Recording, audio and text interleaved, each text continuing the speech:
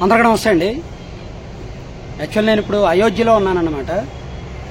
So మీరు కూడా చూడొచ్చు. అంటే నేను ఎక్కడైనా సరే మన సబ్జెక్ట్ డెలివరీ అవ్వాలి కాబట్టి వీడియో విశ్లేషణలు చేయడం నాకు అలవాటు కాబట్టి నేను ఎక్కడున్నా సరే ఏ టైంలో ఉన్నా చేస్తుంటా. ఒక ఇంపార్టెంట్ సబ్జెక్ట్ ఒకటి అనలైజ్ చేయాల్సి వచ్చి వీడియో చేస్తున్నాను నేను జర్నీలో ఉన్నప్పటికీ. చూడండి, నేను అయోధ్యలో మీరు ఆ పక్కన ఎంట్రన్స్ గేట్ చూడొచ్చు. సో అయోధ్యలో ఒక హాల్ పక్కన ఉన్నాను. సరే, విషయంలోకి వెళ్ళిపోతే మీరు జాగ్రత్తగా అబ్జర్వ్ చేస్తే వైఎస్ఆర్ కాంగ్రెస్ పార్టీ ప్రతిపక్షంలోకి వచ్చిన తర్వాత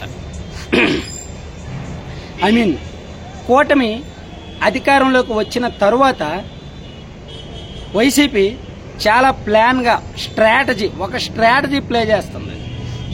అది పవన్ కళ్యాణ్ గారి జోలికి జనసేన పార్టీ జోలికి వెళ్ళట్లేదు. వైసీపీ సోషల్ మీడియాలో అఫీషియల్ పేజెస్లో చూడండి, ఏదో పేమెంట్ కోసం పనిచేసే బ్యాచ్ దగ్గర కాదు, వైసీపీ సోషల్ మీడియా అఫీషియల్ పేజెస్లో చూసిన వాళ్ళ నాయకుల మాటలు, ముఖ్యంగా జగన్మోహన్ రెడ్డి గారి స్పీచ్లో చూసినా, ఎక్కడ చూసినా సరే మనం ఒక ఇంటర్నల్ పాయింట్ గమనించవచ్చు. అదేంటంటే వాళ్ళు సేవ్ ఏపీ ఫ్రమ్ టీడీపీ అనే నినాదాన్ని ఎత్తుకున్నారు. అలాగే అందులో చంద్రబాబు నాయుడు గారి ఫోటో మాత్రమే వేస్తున్నారు. అంటే ముఖ్యంగా ఈ 15 రోజుల నుంచి, గడిచిన 15 రోజుల నుంచి మాత్రమే నేను చెప్తున్నా. జాగ్రత్తగా మీరు అబ్జర్వ్ చేయండి. సేవ్ ఏపీ ఫ్రమ్ టీడీపీ, అలాగే ఆంధ్రప్రదేశ్లో శాంతి భద్రతలు పోగొవడానికి చంద్రబాబే కారణం, తెలుగుదేశం పార్టీనే కారణం అంటున్నారే తప్ప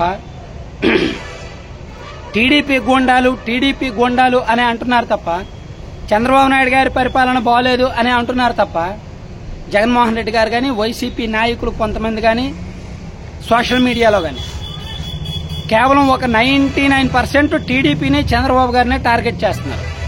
జస్ట్ 1 or 2% అప్పుడప్పుడు మాత్రమే జనసేన పార్టీని, పవన్ కళ్యాణ్ గారిని టార్గెట్ చేస్తున్నారు. ఇది ఒక వ్యూహం. ఎందుకంటే జగన్మోహన్ రెడ్డి గారు వైఎస్ఆర్ కాంగ్రెస్ పార్టీ ఇంత దారుణంగా ఓడిపోవడానికి ఫస్ట్ నాంది పలికింది, నడుం బిగించింది, జనంలో ఒక కసి రేపింది పవన్ కళ్యాణ్ గారు. ఆయన అంటే చంద్రబాబు నాయుడు గారు టీడీపీ ఎలాగా వైసీపీకి వ్యతిరేకమే, కానీ పవన్ కళ్యాణ్ గారు వైసీపీకి ఎంత బద్ద వ్యతిరేకంగా కూటమి కడతారని, కూటమి కట్టడంలో కీలక పాత్ర పోషిస్తారని, బీజేపీకి టీడీపీకి పొత్తు కుదరడంలో కీలక పాత్ర పోషిస్తారని ఎవరు ఊహించలా. కానీ పవన్ కళ్యాణ్ గారు కీ రోల్ పోషించారు. అలాగే ఆయన మీద తన సొంత కమ్యూనిటీలో, కాపు కమ్యూనిటీలో విపరీతమైన పాజిటివ్ ఉంది.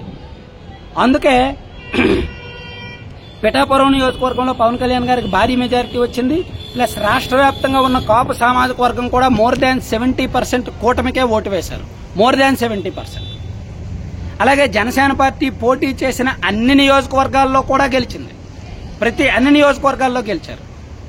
సో ఇవన్నీ మనం అబ్జర్వ్ చేస్తే జనసేన పార్టీ జోలికి అనవసరంగా వెళ్ళాం, పవన్ కళ్యాణ్ గారి జోలికి అనవసరంగా వెళ్ళాం.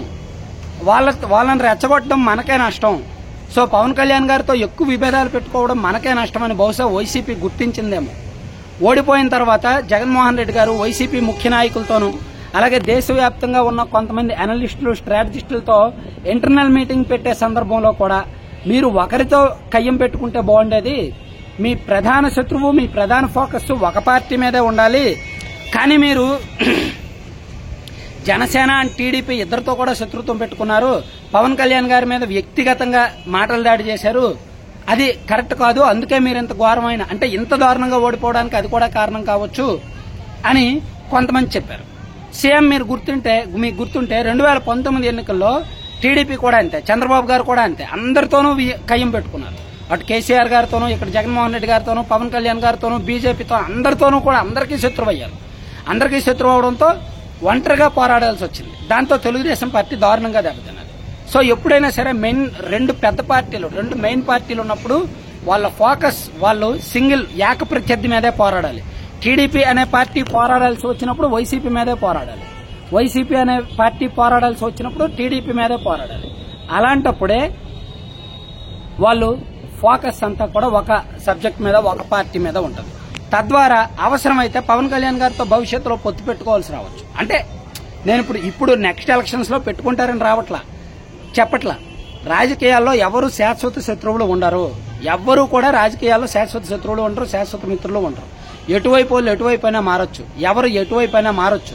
కాబట్టి ఏమో రేపు పొద్దున పవన్ కళ్యాణ్ గారితో స్నేహస్తం కావాల్సి రావచ్చు, ఆయనతో రాజీకి వెళ్లాల్సి రావచ్చు, ఆయన అవసరం ఉండొచ్చు టీడీపీని ఎందుకంటే వైసీపీకి ఫస్ట్ శత్రువు టీడీపీ, వైసీపీకి ఫస్ట్ శత్రువు చంద్రబాబు గారు. పవన్ కళ్యాణ్ గారితో పెద్ద శత్రుత్వం లేదు. సో అందుకని పవన్ కళ్యాణ్ గారిని అంత ఫోకస్ లేకుండా, ఆయనతో అంత శత్రుత్వం పెట్టుకోకుండా మెయిన్ సబ్జెక్ట్ మీద, మెయిన్ పార్టీ మీద మాత్రమే వెళ్తున్నారు. అందుకే సోషల్ మీడియాలో మీరు చూసిన సేవ్ ఏపీ ఫ్రమ్ టీడీపీ అని రకరకాల కొటేషన్స్ ఓన్లీ చంద్రబాబు గారిని ఉద్దేశించి, టీడీపీని ఉద్దేశించే వాళ్ళు హ్యాష్ ట్యాగ్స్ పెడుతున్నారు, కొటేషన్స్ పెడుతున్నారు అనమాట. Thank you.